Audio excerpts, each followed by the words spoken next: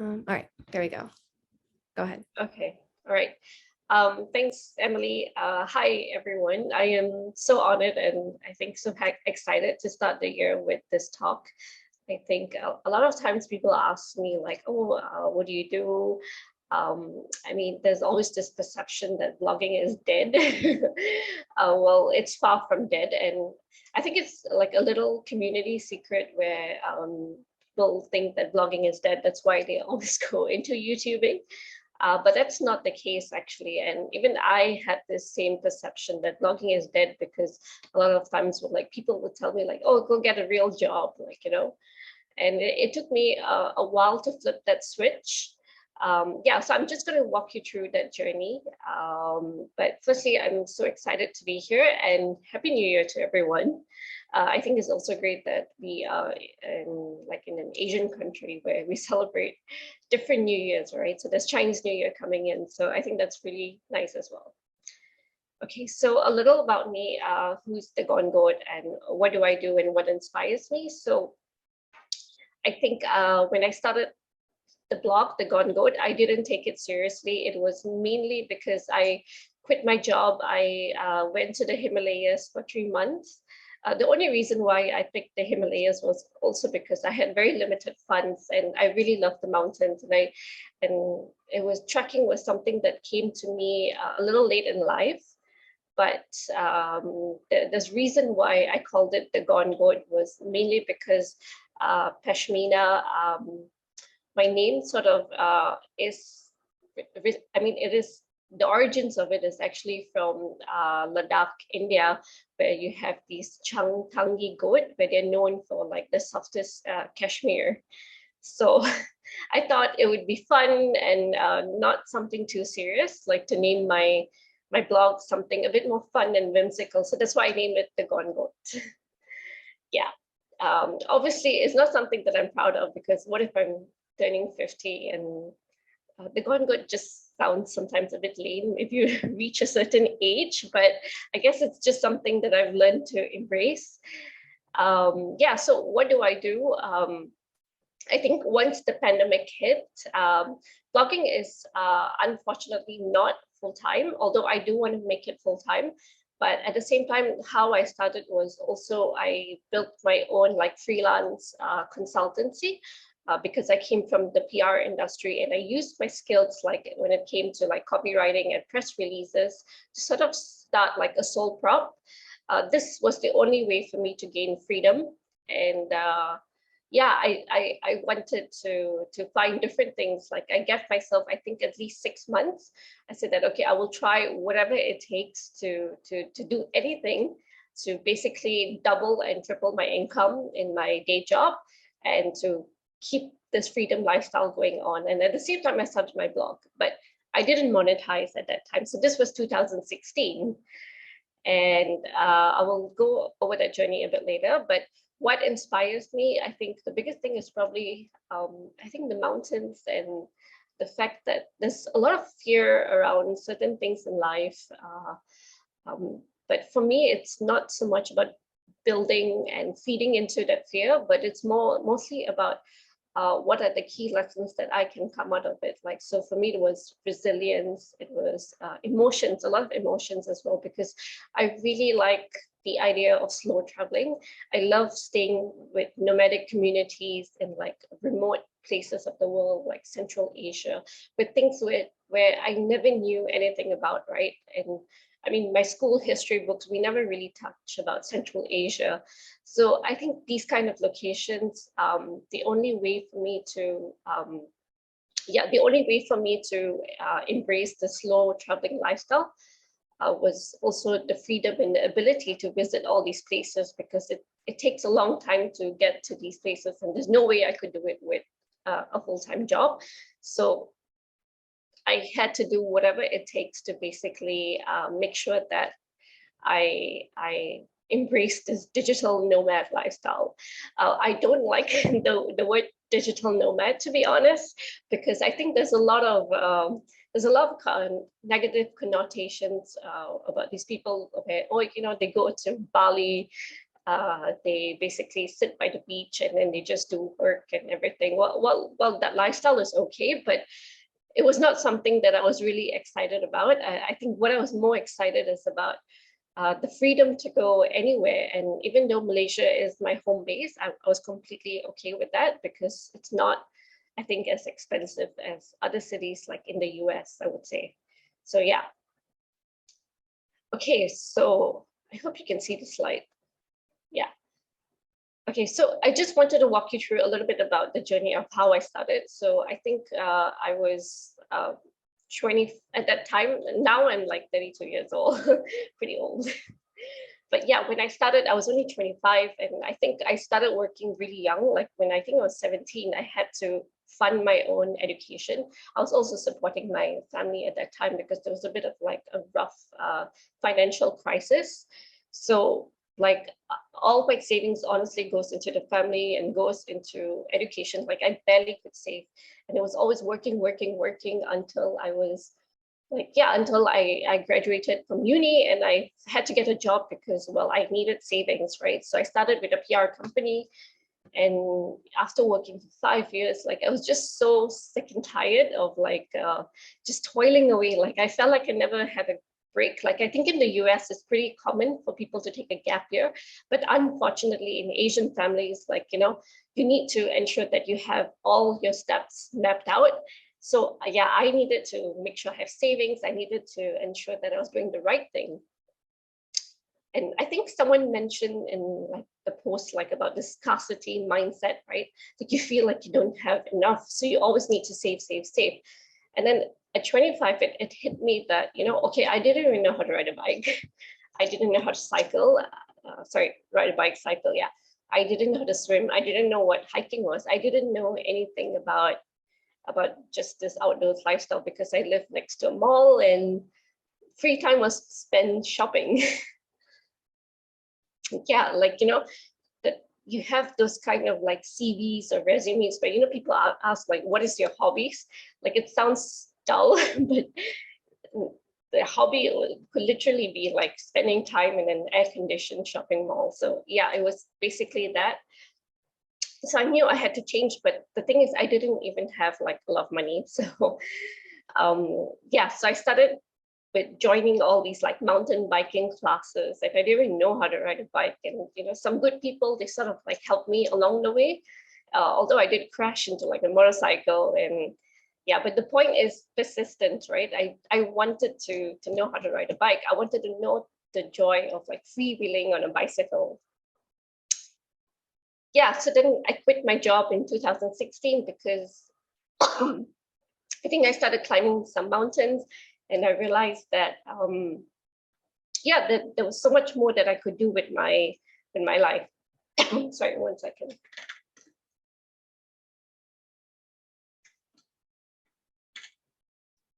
Yeah, so yeah, so I only had like 2,000 US dollars in my account, and I really wanted to see like the highest mountains in the world. I just wanted to spend time with these local communities, and I thought India would be the best place because you didn't need a lot of money to be in the Himalayas compared to like in Europe, where, you know, you just fly straight and you do all these major cities. But it was not something that I wanted to do. Yeah, so I basically, I think traveling was so different at that time. There was apps like Couchsurfing, so it was so easy to meet people. I think post-pandemic, it would be a bit harder because people are uptight, and I think they're sort of just keeping to themselves. So like homes won't be readily open. But at that time, it was easy to just meet people. And I remember, I think reaching out to people like a week before my trip, but I had a little bit of a panic attack because there's a lot of these stories that in the media that you say that, oh, you know, India is not safe. A girl gets raped every other day. So these kind of stories, they sort of get to you. But yeah, I didn't want to focus on that. I wanted to make sure that I find a way to navigate all these issues. And I didn't want like stories of the media to sort of cloud my mind. So yeah, so I just focused on basically following my heart, and I climbed like I think I went to all the 4 mountainous states in India, and even 3 months was not enough to to visit all these places. Sorry. So it was life-changing.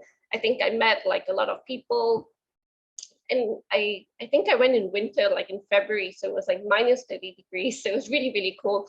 And I also didn't have money for gear, right? So I went to like the Indian Mountaineering Foundation. I rented gear from them, but they only had like triple XL, which looked like a grandfather's sleeping bag. But yeah, I decided I'll just make it work. So it was very spontaneous, most of these things. And then after I came back from India, I felt like, oh, I haven't really seen, like, I always thought at the back of my head that, okay, somehow I would need to get a job, right? And I thought that, okay, I wouldn't be able to fund all these other travels, so I might as well continue my travel. But I needed money, so I came back. I think I did a little bit of like freelance gigs, like for 3-4 months. And then I booked like a one-way ticket to travel overland from Iran to Europe for 2.5 months. So it was initially supposed to be a solo trip because nobody's going to come with you for such a long trip. But eventually, a friend of mine, he only came for like the first 3 weeks for Iran. So this was in Iran. It was one of like the best trip ever, and I also didn't spend a lot of money. I think it was like about 1,008 USD that I spent for 2.5 months, and the reason was also because people kept inviting me to their houses. Like it was one of the most, I think, friendliest places. And once I went to like Armenia and other places, I also used couchsurfing to stay with locals, where I met so many different kind of interesting people. Like I think some of them were like a serial contest winner, where somehow they have mapped out this crazy formula to win every single contest in the world. And yeah, you meet all kinds of people. So I also visited like the Silicon Valley of Iran. This was my host house where we cooked and sort of shared stories and climbed like random hills. And I learned about Zoroastrianism. So this was like 100-year house, which was built by the generations of my host grandfather. So like there's a lot of these places I had no clue about, but I think it happened very organically when I was visiting people and I was staying in hostels. And surprisingly, in Iran, there was a lot of like travelers from China. I don't know why. And yeah, I asked them and they said like, I think they were fascinated by like the 1001 Arabian Nights or like Persian culture. So I think at that time also Asia was running a really cheap deal to go to Iran. I think my flight ticket was only like about 200 US dollars for a one-way ticket for an 8-hour flight. Yeah, so coming back to reality, right? Like what now? Okay, I've gone to these amazing trips. I spent 2.5 months traveling to all these places. What can I do with my life to ensure that I can sort of sustain this freedom lifestyle?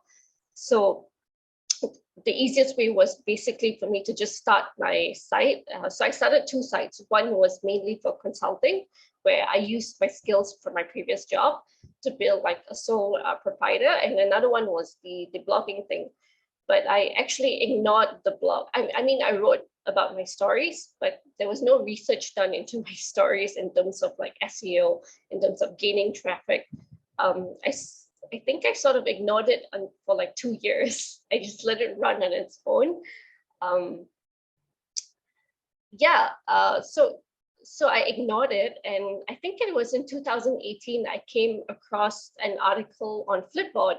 I was just flipping randomly some articles, and it was this girl who owns a food blog called Piping Pot Curry, and she left her engineering job I think in San Francisco.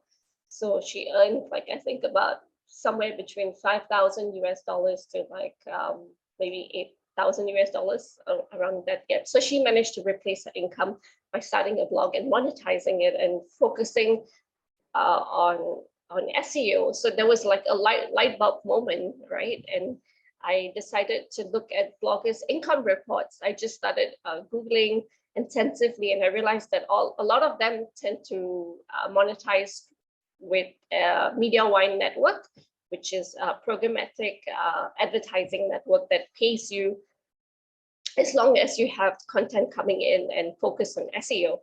So yeah, that was like a huge light bulb moment when I decided, I think in 2018 to 2019, I would take my blog seriously and give it about a year or two to replace like the other incomes that I have.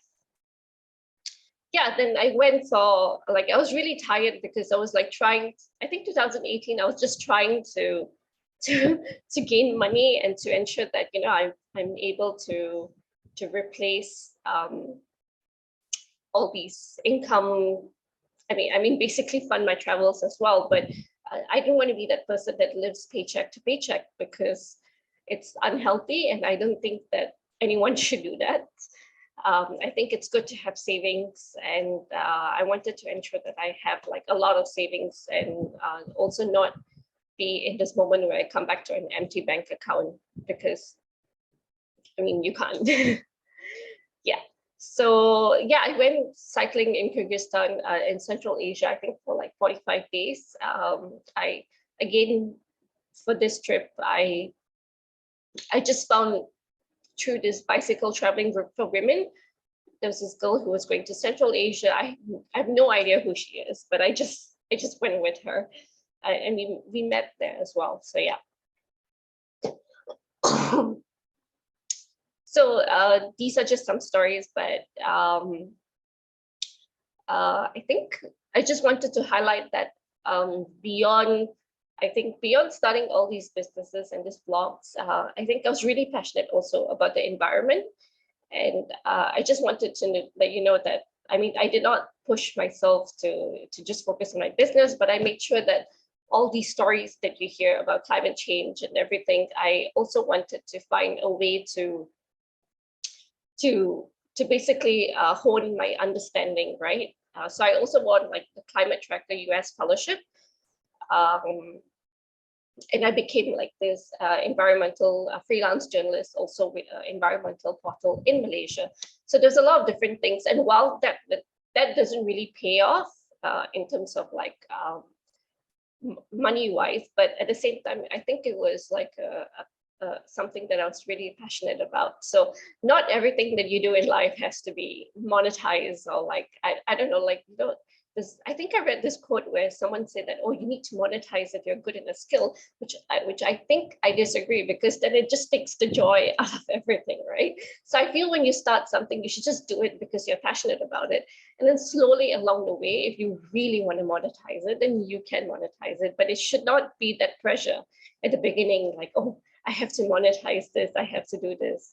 I think there's a lot of pressure. So I know, because I felt that a lot of pressure as well. I felt like I have to do something more, right? I can't just be blogging. Yeah, so I just wanted to highlight that no one should have that pressure. I think everyone should take their time, and they should enjoy the process and not create content for the sake of also creating content. Yeah, okay. So going through the income streams, I just wanted to put it out there so it's easier for everyone to visualize. I hope you can see this part. Right, okay. So yeah, so what I started is, I mean, the easiest way to honestly make money and to live this nomadic lifestyle is to basically have existing skill sets from your previous job or something you think you can do, and start your own freelance business, because blogging does not pay immediately. It is a long-term thing. It's the same, I think, with starting a YouTube channel. You do not get subscribers overnight, right?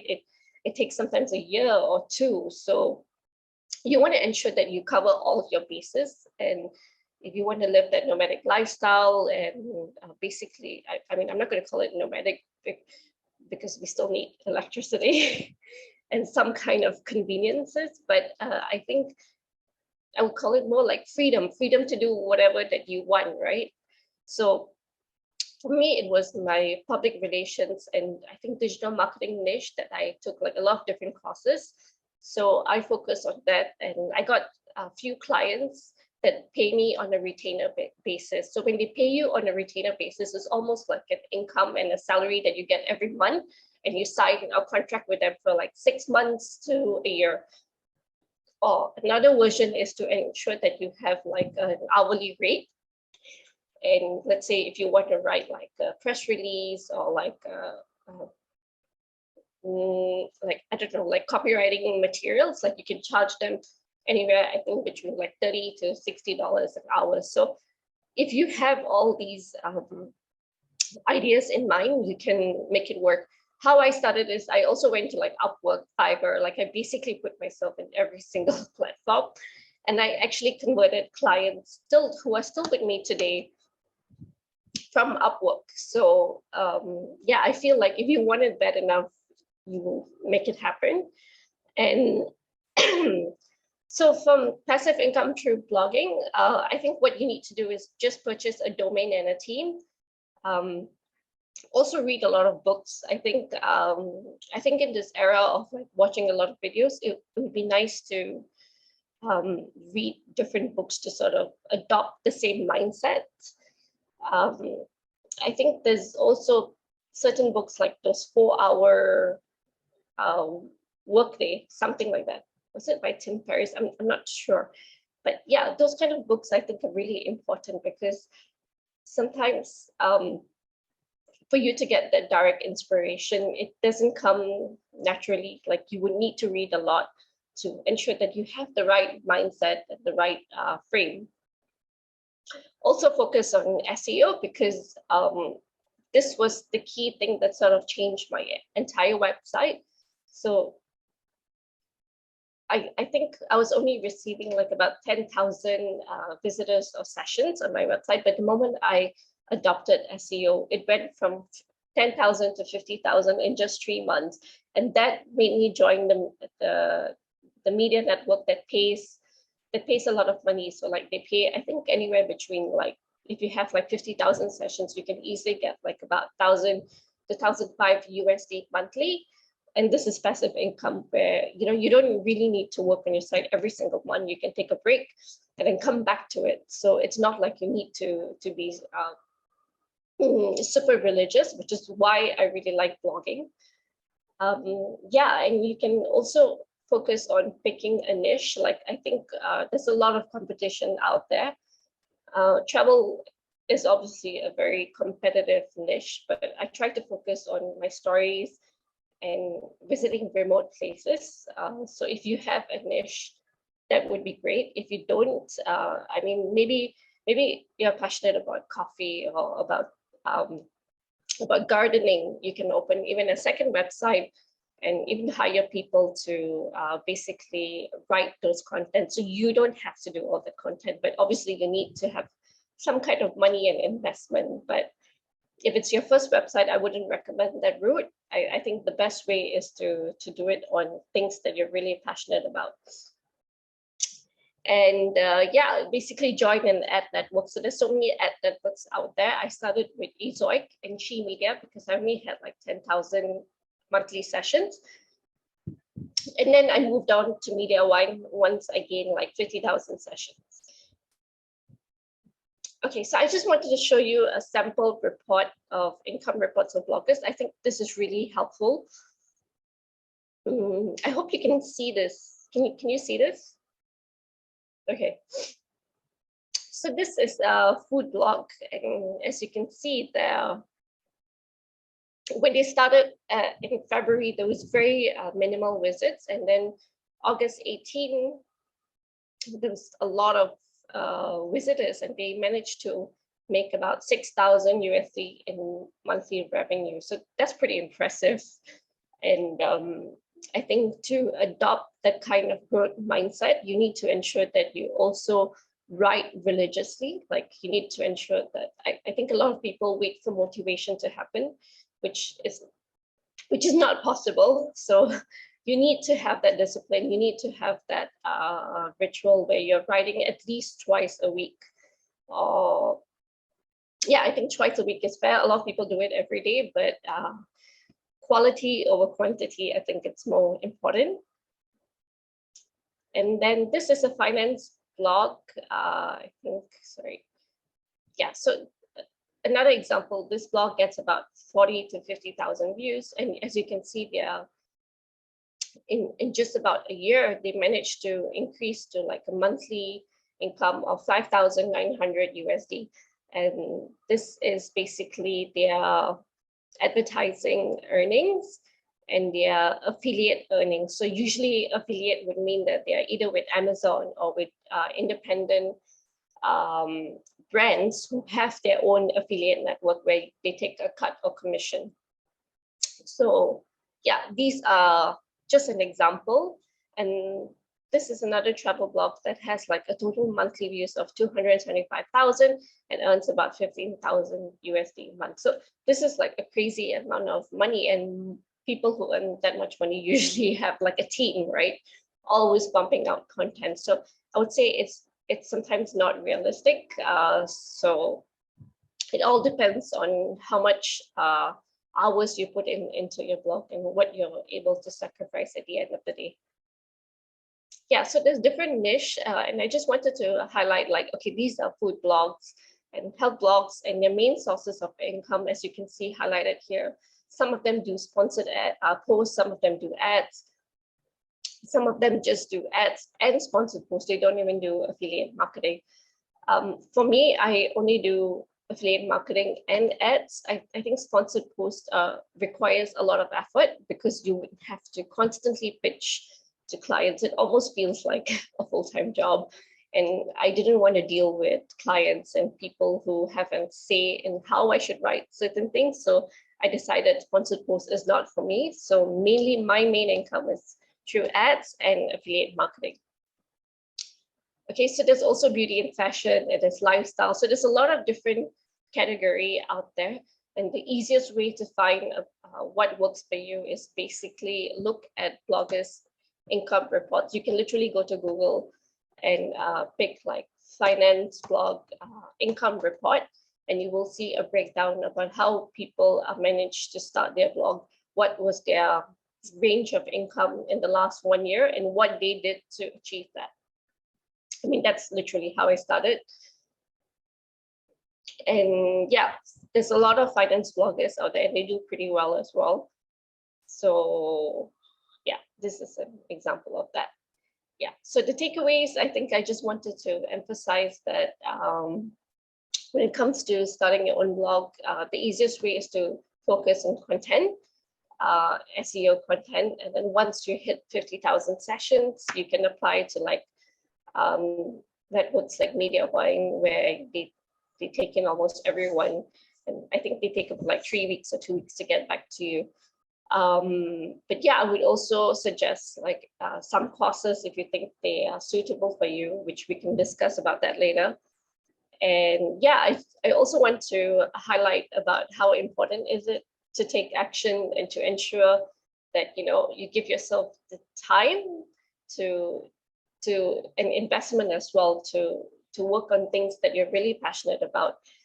It requires a little bit of discipline, obviously, but I think it's also important to dream and to know if you want something bad enough, you will make it happen. So yeah, that's it from my end.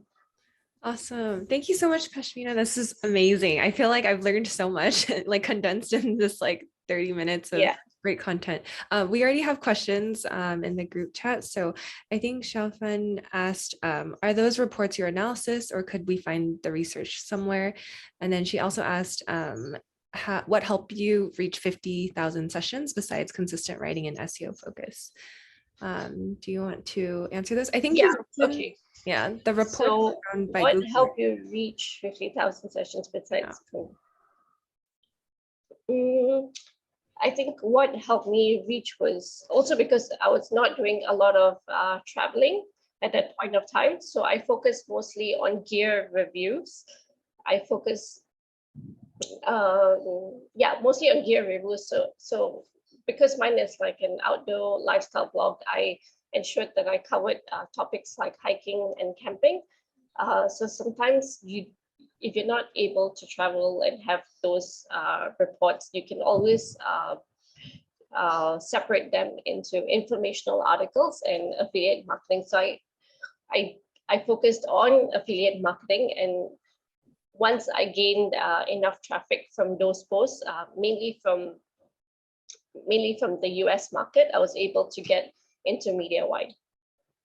And Pashmina, you were also featured in a bunch of like online travel magazines and like online websites as well. That would also help push sessions, right? Actually, yeah, it would, but it was not as much as SEO, I would say. Okay, that's good to Yeah, know. so that's a more important thing, is to do keyword research rather than relying on publications to sort of drive that traffic. So the thing is also with having a blog, you need to have like a higher domain authority. And because my blog was around for such a long time, it was easier for me to rank. The longer you are, the better it is. There's this thing called Google Sandbox, where you need to ensure that your blog is around for at least 6 months to 12 months before Google recognizes it and sort of sends those traffic to you. And obviously, you also need to do a bit of link building, where you get websites to sort of link back to your site to ensure that Google recognizes that yours is an authority website. Oh, amazing. Okay, and then next question we have from Tara. How do you recommend platforms like Medium and Substack compared to having your own website? Yeah, so platforms like Medium and Substack, I would not recommend them because you are hosting your articles basically on a separate website. I suppose when you have your own WordPress websites, there's no cut. You get to manage everything that you have. With Medium and Substack, I mean, God forbid, like one day, what happens to maybe they decide to close shop, and that's it. All your content is gone, and you're always relying on these third-party platforms to set. They might increase their commission fee where you only get a certain percentage. So I think the best way to move forward is to have your own self-hosted website on WordPress, where it is your own content and your own, you know that it's not going to go anywhere, and you don't have to always change up to these rules and pricing and be dependent on a third party platform. Yeah. Amazing. Yeah. And then next question, how did you get your first feature in a big media outlet? Yeah, so there are actually this kind of, I think it's called HARO. It's called Help a Reporter Out. So basically, these are media alerts that certain big media outlets like editors and journalists that would often need input on certain things, and you can use it as a way to sort of pitch to them. I didn't do it through that way, but that's what a lot of, it's called HARO. Oh. Out. Yeah.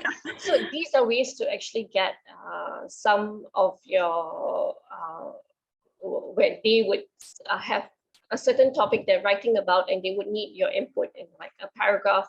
So you can actually email to them and pitch to them based on your knowledge and what you know, and they would give you back a link to your blog. So that is one way. Another way I think I did was I just pitched to them. Like I found the reporter who was writing about travel articles in Forbes, and I found her on Twitter, and I just sort of emailed her like a cold pitch, and yeah, it just happened like that. That's awesome. That's pretty cool because you've been featured in a lot of like major publications as well. So it's awesome to see you on Forbes and things like that. Yeah, and the thing is, once they link back to your site, it's not necessarily that like some of these links are a no follow link, so it's not like it would really affect your authority on Google. But I think it's really nice to still have that traffic come in, even though it's for a short bit, and also for like branding and other PR purposes. Gotcha. I also have a question as well, personally, as for because you mentioned that you work with a lot of media networks or like ad networks. How does that work? So when you sign up, does that mean you're placing their ads on your website and you have a developer helping you do that? Or No, you don't need a developer. Everything is so you just email them. They will you give them access to your Google Analytics, Okay. where they would take a look at your traffic and also to ensure that you have reached 50,000 sessions. Mm. And they will guide you through the whole process where they will tell you that you just need to insert this code on your website. So everything is taken from there, and they are so thorough in their feedback and the way they do things that they also guide you along the way on what are ways for you to increase your traffic. Okay, gotcha. Yeah. Okay, good. That's good to know. Good to know that I don't have to hire a developer if I were to do that. No, you don't need to hire a developer. Everything can be done on Yeah. through them. Okay. And then I have another question in regards to like blogging as well, because a big component of it is writing. And so for you, how do you stay, how do you continue to write, and how do you force yourself to write, and how do you become a better writer? Is it just through practice? Have you taken writing courses, things like that? Like I feel like that is a major barrier to many people who want to do blogging, Yeah.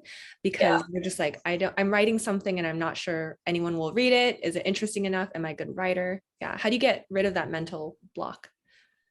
I think when it comes to writing, the easiest way to get into that flow is to start with reading. It could be any subject that you're really passionate about, and you could start with writing like a very rough draft to get into flow, and then you could tweak it at the end. I mean, it comes through practice at the end of the day before it becomes a chore.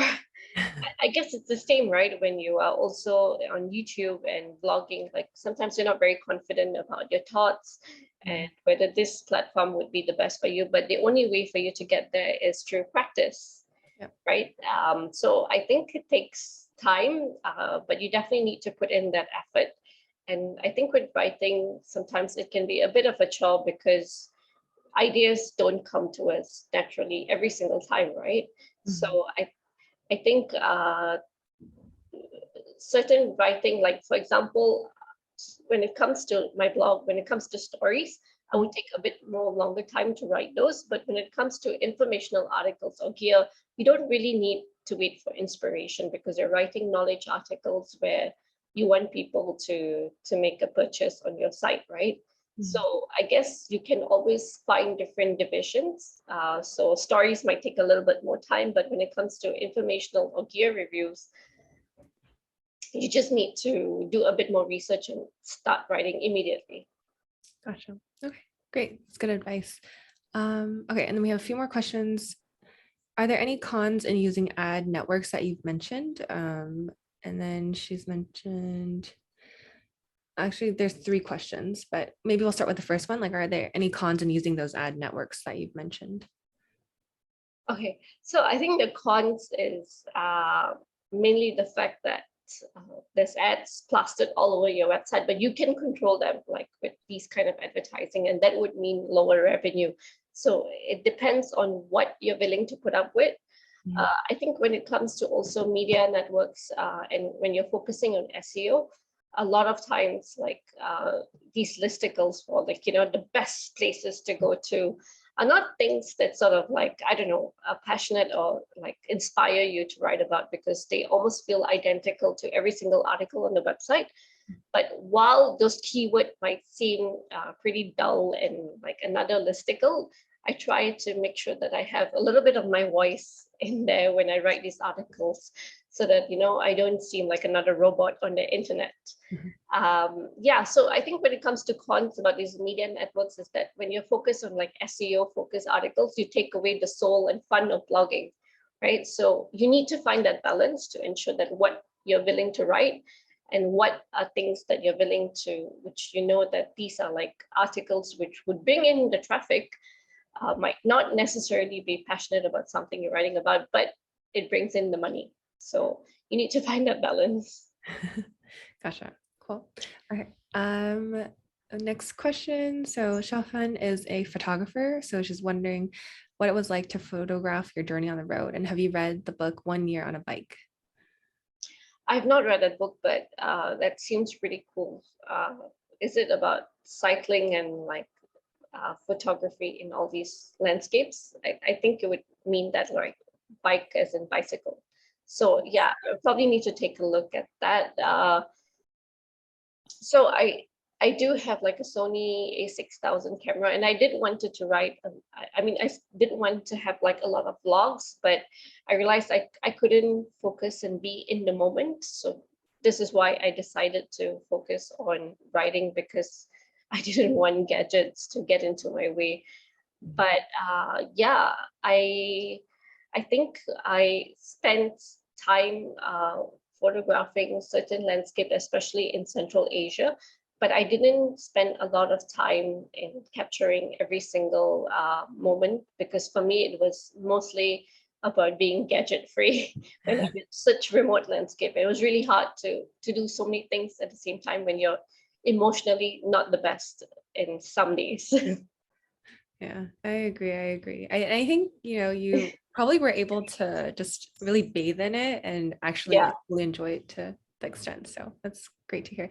She also included the link too, if you ever want to like click into it and read the book. Okay. And then, so when you quit with 2000 USD in the bank account, did you have a vague plan or idea for income? Were there other things you've considered? And I also want to add to that as well, like, I guess, did you create like a budget? Like, did you have like a spreadsheet and all these things? Yeah, what was your preparation like?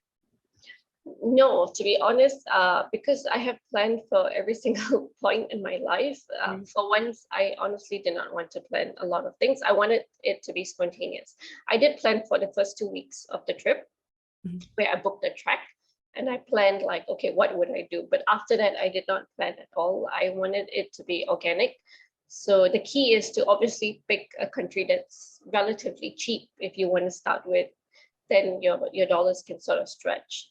With 2K US dollars, you can't really go to other countries and sort of plan and just YOLO it. So I guess it depends on which country you're picking. But yeah, I did not want to plan at all. I was just so sick and tired of taking like the next best step. And sometimes the best ideas and the best inspiration happens to you on the road, right? Like I met people who were doing so many different things. Like in Georgia, like I met a lot of digital nomads, and a lot of them were just doing things on their own. And I mean, I had no plan to go to Georgia, but because it was decided on a whim, it happened, right? So um, for the situation that we are in right now, you would definitely need a lot more planning. Um, and I think with the current economy, not everyone would have the luxury to not do that. So I think if you can select your country and decide, like at least for the first month, on how you decide to plan it, that would be good. But do not plan to every single detail. I think have a loose itinerary is good enough. Yeah. Awesome. Yeah, I think I agree with you in that sense. These two past years have proven that even if you have a plan, like anything can destroy it in a second. So. Exactly. And there's too much pressure on, like, oh, I have to do this trip, I have to do that. And you know I think it takes out the fun of traveling, so I don't think we should pressure ourselves a lot. I mean, yes, we do need money, but I Yeah. think we don't need a lot of money as well to do certain things in life. Yeah. Okay. All right. So we're gonna take one last question, and then we can slowly wrap things up and then take a group photo if possible. But so Okay. last question, yeah. How do you structure your work, or how do you structure your day slash week that you work for yourself and you work alone? Um, Xiaofan is super curious about routines and how you stay connected and motivated in your community when we are all far apart. That's a really good question too. Yeah. Yeah, actually, that's a really good question.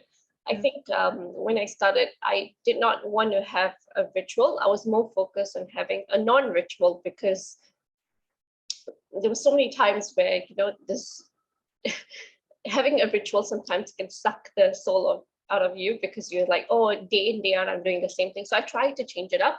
I do have a ritual when I know that I need to get into work mode.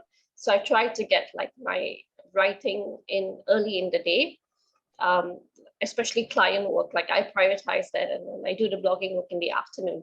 Mm. But how I structure my day and week is to ensure that I have an activity every single day that I look forward to. So whether I'm hiking or whether I'm going on a bike ride, I need, I think, that kind of outdoors inspiration to keep me going. So I try to change it up.